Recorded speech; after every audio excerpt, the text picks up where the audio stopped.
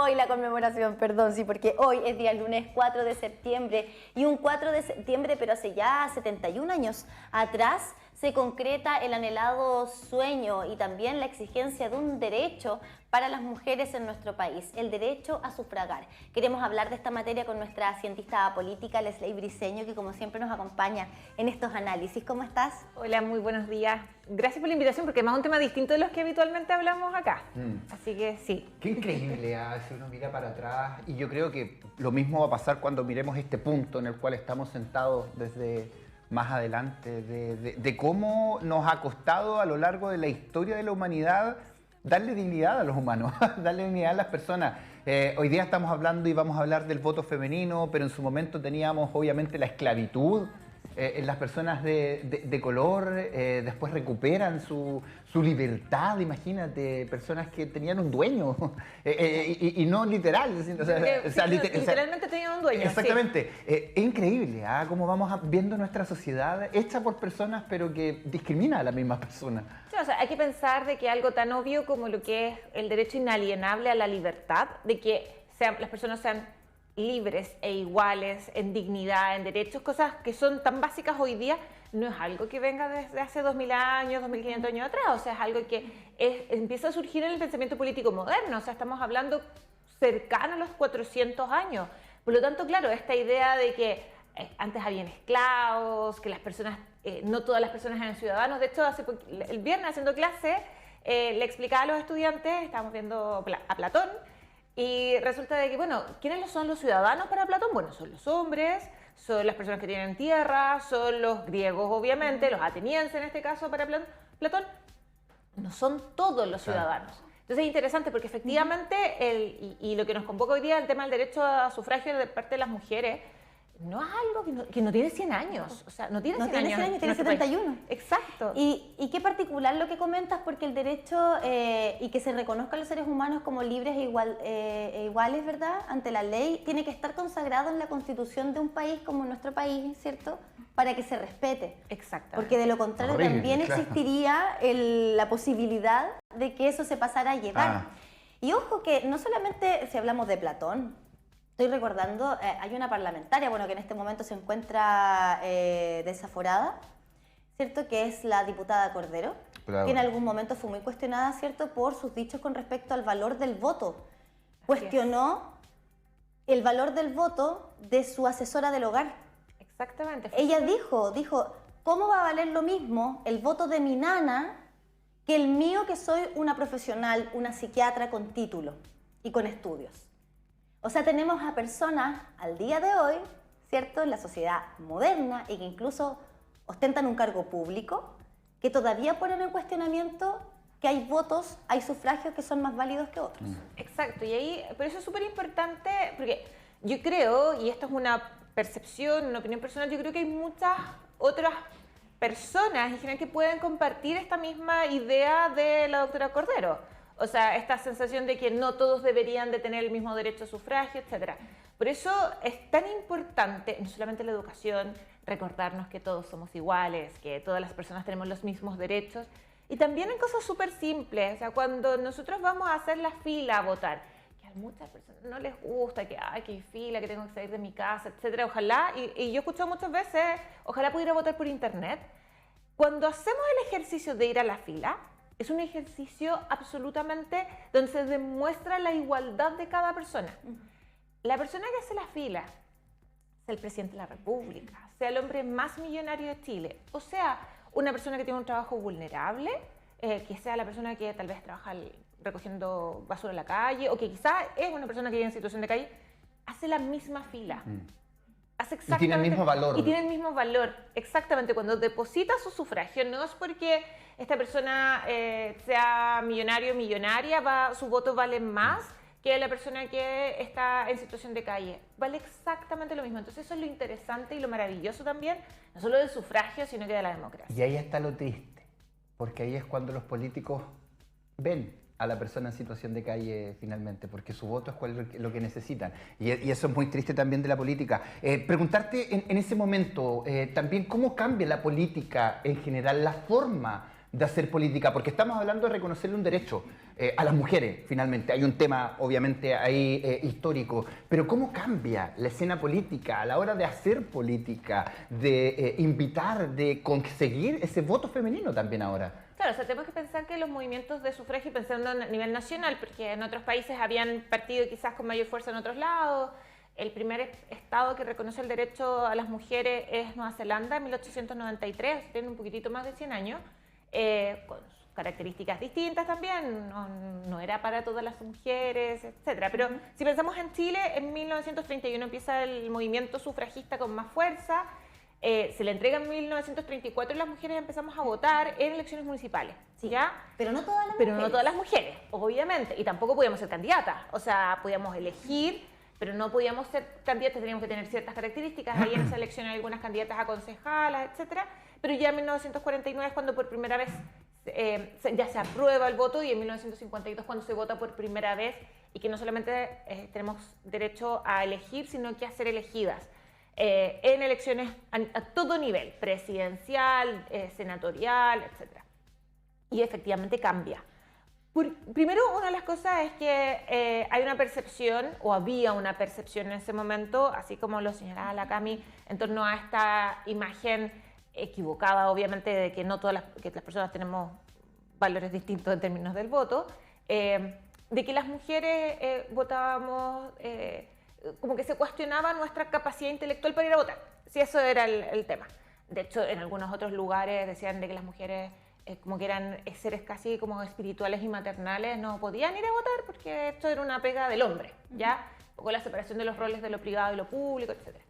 Y hoy día son discusiones que la verdad uno dice, claro, suenan ridículas, porque ya está... Nos falta el que aparece, sí. Pero no falta el que aparece, pero sin embargo, claro, obviamente que empieza a cambiar.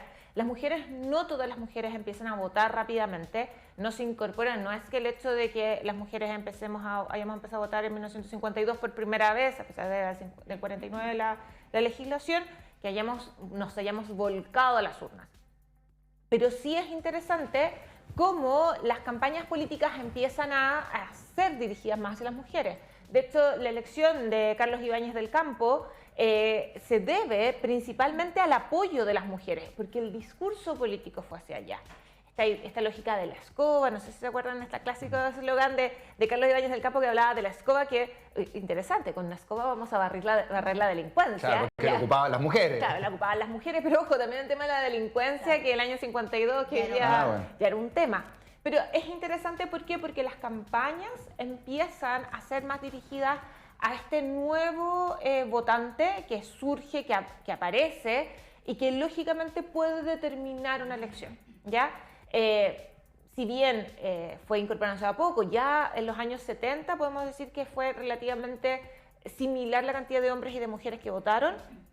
Y era obligatorio. Y era, claro, pero además también... Con inscripción. Con inscripción, pero además también pensemos que no votaban todas las mujeres, o sea, no todas las personas en general, porque teníamos que tener, no era el sufragio universal que conocemos hoy día, ya era mayor de 21 años, ya en cambio hoy día son los mayores de 18, tenemos muchas menos trabas para poder acceder al voto. Pero también un dato súper importante, y quizás algunos que ya peinamos canas, se acuerdan que después del retorno a la democracia, cuando se presentaban los resultados electorales, los separaban en mesas de mujeres y de hombres, ¿se acuerdan? Sí, es verdad. Las mesas estaban divididas por género, y los hombres votaban en unas mesas y las mujeres votábamos en otras. Algo que desaparece con la ley de inscripción automática y voto voluntario. Ya. Ahora es una sola mesa, hay algunas que quizás las más antiguas pues están más compuestas por un género determinado, mayoritario en esa mesa. Sin embargo, se acabó también esta idea de que las mujeres y los hombres votan por separado y eso puede influenciar en la elección. Sí hay algunas cosas interesantes, por ejemplo, las mujeres votamos más que los hombres. ¿Ya? El padrón electoral es mayor también de mujeres. Es mayoritario, las mujeres en el último tiempo estamos votando más, ¿ya? De hecho hay una investigación muy interesante que realizó el CERVEL para la última que leí yo, porque hay otra más que todavía no me la puedo revisar por temas de tiempo, pero para el plebiscito del 2020, ¿cómo se conforma este padrón electoral? Y obviamente la conformación, el que fue a votar, lógicamente, no solamente el padrón, sino el que fue a votar, las mujeres votaron más que los hombres, algo que es bastante bueno, porque en general las mujeres tendemos a participar en política menos, ¿ya? Y ahí también tiene que ver no solamente con esta ampliación de los derechos, no solamente es el tema del voto, no solamente es el sufragio, sino que es la ampliación de los derechos políticos de las mujeres. Las mujeres tendemos, por ejemplo, a ser dirigentes vecinales, las mujeres tendemos a ser dirigentes territoriales, de base, en general, pero los que acceden a los cargos de poder son los hombres. Y ahí, ¿desde cuándo empezaron a participar las mujeres, por ejemplo, en ser vocal de mesa? ¿Inmediatamente desde que tuvieron derecho a sufragio? Sí, porque las mesas se dividen en hombres y mujeres, ¿ya? Entonces hay mesas especiales. Tenían que haber mujeres que fueran vocales.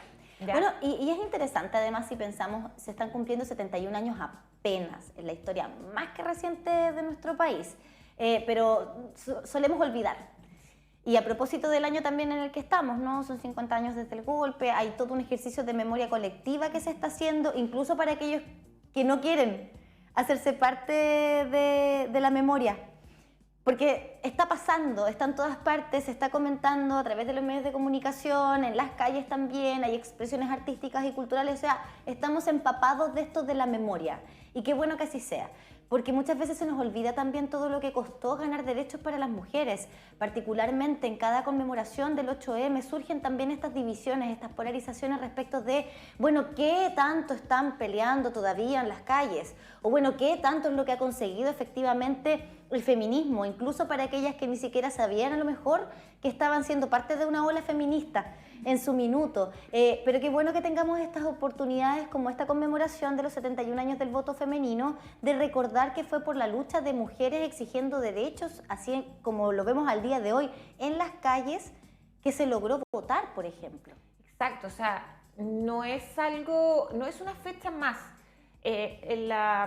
Lamentablemente vivimos una sociedad donde aún se mantienen brechas importantes entre los derechos y derechos de todo tipo entre los hombres y las mujeres, donde las diferencias de género son marcadas. Hace muy poco, hace un poquito más de un mes, el Instituto Nacional de Estadística publicó los resultados de la encuesta suplementaria de empleo, de ingresos, y resulta que las mujeres seguimos teniendo una brecha de 25% menos, ganamos las mujeres en promedio 25% menos que los hombres realizando el mismo trabajo, El promedio de los hombres son cercanos a los 800.000 pesos, las mujeres de un poquito más de 500.000. Entonces, si nos damos cuenta, hay una brecha importante todavía en términos económicos. Y obviamente que hay luchas que se han ido dando en los últimos años, podríamos decir quizá incluso algunas que llevan un par de siglos, que tienen que ver con los derechos, no solamente los derechos políticos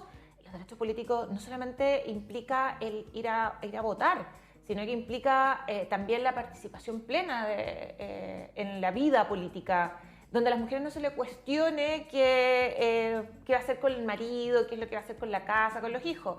Creo que en algún momento, no sé si lo comentamos al aire o no, pero recuerdo haberlo conversado, cuando se le cuestiona a una ministra mujer porque tiene un hijo o una hija pequeña, cuando a un ministro hombre con un hijo jamás se le cuestionó. Y eso fue algo que pasó en Chile, cuando se nombra a la ministra. Por el rol asignado al género. Exacto, cuando se nombra a la ministra Isquia Siches, todo el mundo decía, pero ¿cómo si tiene una guagua tan chica? El ministro... olvidé, no me acuerdo si era Gonzalo Blumel o... Belolio, era durante el gobierno de Sebastián Piñera, tenía una guagua prácticamente de la misma edad y nadie cuestionó de que fuese nombrado el ministro Belolio ministro. Entonces, tiene que ver con eso, tiene que ver con el dinero, tiene que ver con los salarios, tiene que ver con los trabajos que nosotros realizamos. ¿Y cuál fue el rol de Elena Cafarena en todo esto? Elena Cafarena sí es fundamental, ella fue una de las dirigentes de los derechos de las mujeres más importantes de nuestro país. Fue la primera que junto con, obviamente, no solo ella, sino que un grupo importante de mujeres, elaboraron un proyecto de ley que es presentado al gobierno para que, al presidente Pedro Aguirre Cerda, para que se le entreguen los derechos políticos totales a las mujeres. este proyecto, a pesar de tener el apoyo presidencial, a pesar de estar desarrollado por una serie de intelectuales, mujeres, y tener algunos votos dentro del Congreso, no fue aprobado, ¿ya? Pero Elena Cafarena se presenta como la primera política e intelectual y además luchadora por los derechos de las mujeres, especialmente los derechos políticos en nuestro país. Por eso su imagen es tan importante. Quizás algunos, Cafarena les hizo una tienda, a otros tienen esta relación con alguna familia, no me recuerdo si es la abuela o la bisabuela de Pamela Giles. Entonces, claro, uno podría decir, por ahí, pero no solamente es eso, sino que además tiene un rol fundamental en lo que es la lucha por los derechos, especialmente los derechos políticos de las mujeres. ¿Y cuáles son los desafíos de aquí en adelante con respecto a los derechos de las mujeres? Ya nos hablabas acerca de algunos, ¿no? Que tiene que ver con los roles asignados al género y cómo muchas veces eso puede intervenir o entorpecer incluso la actividad política de mujeres al día de hoy en nuestro país. Pero, ¿con qué otras deudas pendientes nos encontramos este 2023? Tenemos una hora de programa. ¿Tenemos tiempo? Tenemos tiempo, bueno, en sí yo creo que todavía hay deudas pendientes. No sé, si partimos solamente por los derechos políticos, que el cuestionamiento a las mujeres cuando hacemos ciertos trabajos que están asociados especialmente dentro de la política a los hombres. Si bien han habido algunos problemas con esta paridad de salida que se sabe que se implementó en los últimos procesos electorales, tenemos claro que las mujeres, cuando hay mujeres en la papeleta, las personas votan por mujeres, pero no necesariamente tenemos los espacios políticos para poder desarrollar la actividad política. Pero por otro lado también los desafíos en el tema laboral, el tema económico, las brechas de género. Es interesante porque este 25% que yo mencionaba recién, que lo establece, no lo digo yo, sino que lo dice el INE, y los datos del INE son muy respetados todavía en nuestro país, 25%, y donde además también lo vemos con mayor profundidad, por un lado en los trabajos precarios, pero por otro lado también en la alta dirección de las empresas. No solamente las mujeres ganamos menos, sino que además como muchos grupos de trabajo, si bien hay muchas mujeres en algunos espacios laborales, los que toman las decisiones siguen siendo los hombres. Entonces ahí también son los desafíos, en temas laborales, en términos económicos, también en temas políticos y obviamente todo lo que tiene que ver con la lucha de algunos grupos feministas asociada a los derechos reproductivos de las mujeres. Que todavía hay algunas trabas en los derechos reproductivos que si bien en papel están presentes, por ejemplo el acceso a los anticonceptivos, etcétera, todavía no necesariamente son mucho más, no es tan universal. Y obviamente todo lo que tiene que ver con las luchas asociadas a temas de desarrollo en temas educacionales, en temas del acceso a la educación. Las mujeres, uno lo ve a veces en las universidades, cuando la estudiante queda embarazada, es la estudiante la que se tiene que retirar de la universidad del curso y el chico que es papá sigue haciendo su vida normal, por mucho que pueda ser una pareja muy buena, acompañar los controles y todo, pero finalmente la que carga con tema de la maternidad y todo lo que implica el impacto que eso tiene es la mujer. Y ahí todavía hay muchas cosas que hacer. Sí, bueno, en política ya sabemos que el nombre de Evelyn Matei está tomando cada vez más fuerza también a propósito de lo que significa esta carrera presidencial, pero claro, estamos teniendo también este conflicto entre una generación y otra con respecto a la toma de decisiones. ¿Cómo estamos en casa, por ejemplo, con las nuevas generaciones, empoderando también el rol femenino? A ver, tenemos que pensar que, claro, efectivamente Chile, quizás en un caso bastante atípico, que ha eligido una mujer presidenta 2 veces, ya que es la expresidenta Bachelet. Por todos conocida y una figura política muy importante. De hecho, probablemente cuando analizamos la elección de Bachelet, la primera, el elemento de género es importante. La cantidad de mujeres que votaron por Bachelet es impresionante. No se da lo mismo cuando se presenta Matei y Bachelet. Ahí el clivaje de género no lo era. Pero es interesante porque en algunos ámbitos las mujeres han ingresado, pero además miremos lo que pasa con la imagen de las... Estoy pensando tanto en Bachelet como en Matei, cómo se ve Bachelet, una mujer que era sin pareja, conocida, madre... Preguntaban quién iba a ser el primer varón, el primer damo. Como que por el hecho además de que ella se tenía que legitimar, porque era médico, porque además tenía posgrados y estudios en defensa, como muy legítimas, una legitimación importante de su rol académico y político para poder acceder a una primera magistratura. Lo mismo pasa un poco con Evelyn Matei. Sabemos que su esposo, esto no es una comidilla ni nada, pero el esposo es un economista bastante destacado en la centro-derecha, profesor universitario, pero tiene un bajo perfil. Sí. Tiene súper bajo perfil. Muy bajo perfil. A diferencia de las parejas de los presidentes hombres que hemos tenido. Que pasan a tener un rol protagónico. Un rol protagónico, incluso cuando son candidatos o precandidatos. Sí. Con quién va a ir, quién es, quién la va a vestir, ¿ya? Entonces, es súper interesante en términos políticos un poco también este tema de género. Y asociado un poco a lo que viene, lamentablemente vemos, y esto no es un problema solo, aquí hay un tema de no solo las mujeres, o sea, es más o menos transversal, la poca renovación de las élites políticas, ¿ya?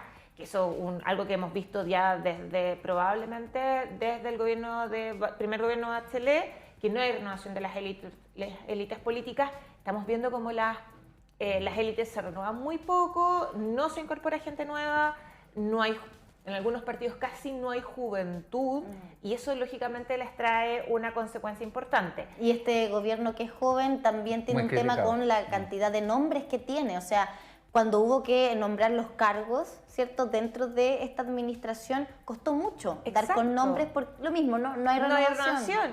Y una de las cosas que quería hacer el gobierno, por ejemplo, si volvemos al tema de las mujeres, quería mantener un gabinete paritario, lo hizo al principio, pero después con el segundo cambio de gabinete no lo logró. Ahora se retomó el gabinete paritario. Pero sin embargo, es lo que señala Camila, que nos encontramos con que hay pocas, no solamente hay poca gente, sino que además hay pocas mujeres que puedan asumir estos desafíos. Y claro, tuvieron que asumir nombres de la vieja política también, esa que criticaron incluso desde el mismo... Y ha pasado lo mismo, le pasó, no sé si me parece que en el primer gobierno de Piñera también dijo que iba a gobernar con los que estuvieran más capacitados, pero finalmente cometieron muchos errores políticos en el discurso, en cómo referirse, y finalmente tuvieron que llevar a otra experiencia también encima. ¿Cómo vamos a afrontar también esta realidad feminista en este nuevo proceso constituyente también? Es interesante porque un poco, yo creo que es súper importante destacarlo, que el feminismo no es destruir a los hombres, en ningún caso. O sea, también tiene esa lógica de, el feminismo no es el sinónimo del machismo, en ningún caso, sino que también el feminismo busca porque el hombre, si se quiere quedar en la casa trabajando, cuidando a los niños, lo puede hacer. De que que tiene que ver con los roles, que cada uno asuma el rol que quiere, o que pueda también, de que el padre o el hombre, si quiere estudiar parvularia, que lo haga. Hoy día, por ejemplo, el tema del ingreso siempre se habla mucho de que las mujeres ingresamos poco a carreras que se conocen como las STEM, la ciencia, tecnología, ingeniería y matemática. Yo no estudié eso porque no me gustan las matemáticas, perdón, como a mi profesor. Asumiendo que ese no es mi lado. Pero, por ejemplo, mi hermana mayor, ella es ingeniero en matemática. Seca. Sí, y resulta de que siempre, es que estudié hace muchos años, y resulta, bueno, todas mis hermanas son como ingenieros, con muy pocos hombres en sus carreras. Mira. Donde de a poco empiezan las mujeres a ingresar más a este mundo. Mi hermana estudió contabilidad y también con muy pocas mujeres. ¿Ya? Entonces es interesante. ¿Por qué? Porque de a poco las mujeres empiezan a incorporarse a esas áreas. Y también tenemos que mirar hacia el otro lado. Los hombres, cómo se van incorporando a carreras principalmente femeninas. Claro. La enfermería, obstetricia, parvularias. O sea, imagínense, nosotros hablamos de la parvularia. Claro. De la parvularia. Y de hecho es párvulo. Y es párvulo. Es párvulo. Y hablamos de educación parvularia y no hablamos del educador de párvulos. Exacto. Entonces, que tiene que ver, y eso busca el feminismo. Entonces, claro, ahí hay desafíos también desde la política pública, desde incorporar finalmente a hombres y mujeres a las áreas de desarrollo que se necesiten. Y eso es un desafío enorme, no solamente para la política con mayúscula, que está ya lamentablemente como concentrada en Santiago, sino que también para las regiones. ¿Por qué? Porque las regiones también podemos hacer cosas.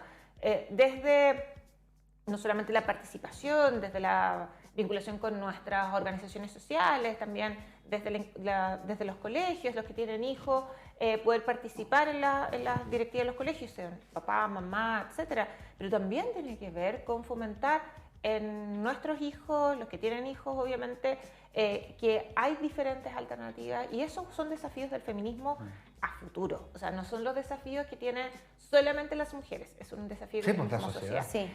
Voy a dejar recomendado un libro que es muy cortito, un ensayo que trata de este tema, que se llama Todos deberíamos ser feministas, ya que probablemente algunos ya lo han leído. Es un ensayo cortito, hay una charla TED para los que no tienen ganas de leer, pero que tiene que ver un poco con esto y que tiene que ver con los desafíos en política, que tiene que ver con los desafíos educacionales y los desafíos como sociedad. Lesley, con respecto a nuestro territorio, a Latinoamérica o América completa, si se quiere, dejando quizás a Estados Unidos, que de pronto nos lleva un poquito la delantera con estas medidas, ¿cómo fue para Chile hace 71 años empezar con el voto femenino con respecto a nuestros vecinos, por ejemplo? Bueno, en general, la discusión estaba no solamente en Chile, estaba a nivel mundial, ¿ya? No es una discusión que nosotros nos hubiéramos adelantado o que nos hubiésemos demorado. Pero en general podríamos decir que entre comillas, nuestro barrio tenía una discusión y de a poco había empezado a entregar el derecho a las mujeres.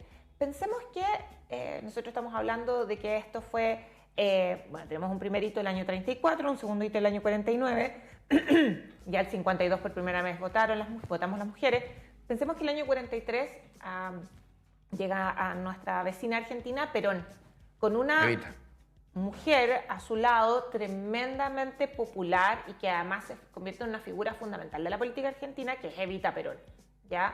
Entonces, claro, ya desde los años 40 en Argentina por lo menos nos encontramos con que la discusión por el voto femenino y por la irrupción de las mujeres en política ya se estaba dando.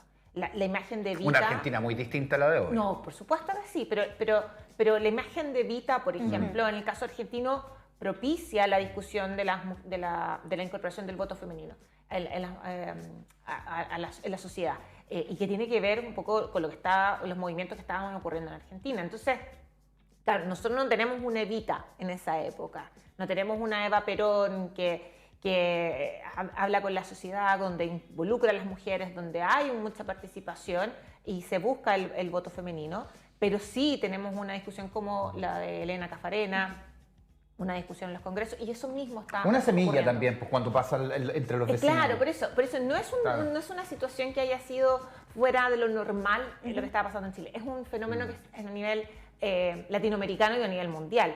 Quizás con un par de años de desfase, pero tampoco es tanto, ¿ya? Pero lo interesante es cómo van surgiendo estas figuras y estas imágenes. Y América Latina ha tenido muchas mujeres presidentas. Mujeres. Que a nosotros nos haya costado otra cosa. Sí, pero además también es interesante porque pareciera ser, miremos lo que hay algunos países que son más, entre comillas, nosotros pensamos que son más progresistas y no lo son. Estados Unidos no ha tenido nunca una presidenta mujer, a pesar de que tuvo una candidata muy importante, Hillary Clinton, donde hay una vicepresidenta mujer, Kamala Harris, dice, sé que soy la primera, pero no voy a ser la última. Pero en los años 80... Reino Unido tenía a Margaret Thatcher de primer ministro, ¿ya? Y una mujer cuestionada por algunas cosas, etc. Pero mujer al fin y al cabo. Entonces es interesante cómo de a poco las mujeres se fueron posicionando dentro de las jefaturas de Estado. Lesley, gracias por esta conversación, gracias por hacer este ejercicio también de memoria con respecto a nuestra historia súper reciente. Nos vemos un honor, la próxima. como siempre. Gracias. Muchas gracias a ustedes por la invitación. Hasta pronto, Lesley, son las 11 de la mañana.